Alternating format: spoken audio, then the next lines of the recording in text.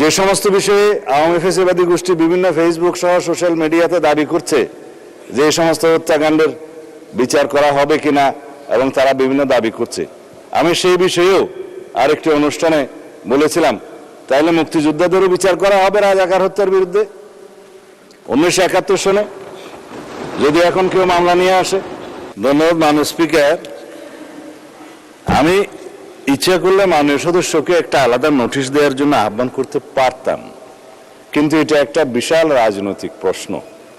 যেমন জুলাই যোদ্ধাদের ইনডেমনিটি দেওয়ার বিষয়ে, আইনি এবং সাংবিধানিক সুরক্ষা দেওয়ার বিষয়ে জুলাই জাতীয় সনদে আমরা অঙ্গীকারাবদ্ধ হয়েছি। অঙ্গীকার নামার এটা 5 কি 6 নম্বর দফা 6। সেখানে এই ইনডেমনিটি প্রদানের এই অঙ্গীকারের প্রেক্ষিতে বিগত ইন্টারিম গভর্নমেন্টের সময় একটা জুলাই যুদ্ধ সুরক্ষা অধ্যাদেশ নামে একটা অধ্যাদেশ জারি করা হয়েছে। সেটা 133টি অধ্যাদেশের মধ্যে এখানে মহান জাতীয় সংসদে উপস্থাপন করা হয়েছে। আমাদের যে বিশেষ কমিটি গঠন করা হয়েছে সংসদীয়, এই অধ্যাদেশগুলো পরীক্ষা নিরীক্ষা করে রিপোর্ট প্রদানের জন্য আগামী 2 তারিখে সেখানে আমরা আলোচনা করেছি এবং সুখের বিষয় সর্বসম্মতিক্রমে আমরা এই জুলাই যুদ্ধ সুরক্ষা অধ্যাদেশটা পার্লামেন্টে বিল আকারে উপস্থাপন করে পাশ করার বিষয়ে একমত হয়েছে। নাম্বার 2,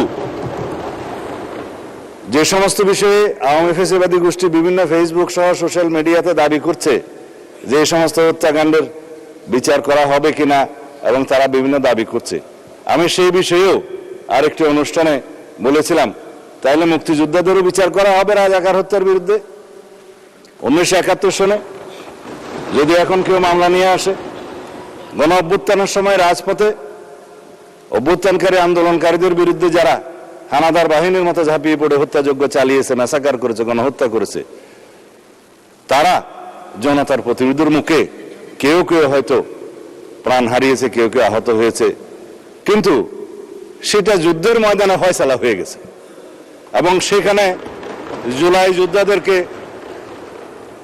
সুরক্ষা দেওয়ার জন্য যে অধ্যাদেশ জারি করা হয়েছে সেই বিষয়ে আমরা এই অধ্যাদেশটি এখানে গ্রহণ করার জন্য সবাই সর্বসম্মত হয়েছি। সুতরাং আমার মনে হয় মাননীয় সদস্য আশ্বস্ত হতে পারেন এই বিষয়ে সারা জাতীয় ঐক্যবদ্ধ একমত।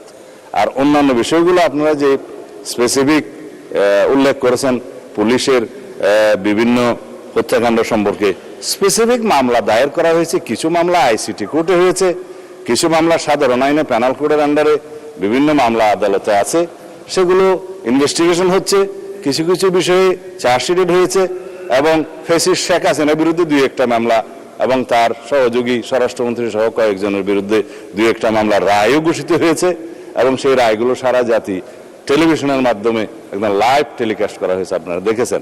তা আশা করি অন্যান্য মামলাতেও ইনশাআল্লাহ আইসিটি কোর্ট হোক বা অন্যান্য আদালত হোক, আদালত স্বাধীনভাবে তার বিচার কার্য পরিচালনা করবে, সেখানে আমরা কোনো ইন্টারফিয়ার করব না, করতে চাই না। এটাই বর্তমান সুশাসনের, আইনের শাসনের ব্যবস্থা আমরা কায়েম করতে চাই। সুতরাং আমরা অপেক্ষা করি, আইনি প্রক্রিয়া, বিচারিক প্রক্রিয়া কিছু সময় লাগবে, সেটা পর্যন্ত আমরা অপেক্ষা করি। ইনশাআল্লাহ এদেশে সকল গুম, খুন, হত্যাকাণ্ড এবং গণহত্যার বিচার হবেই।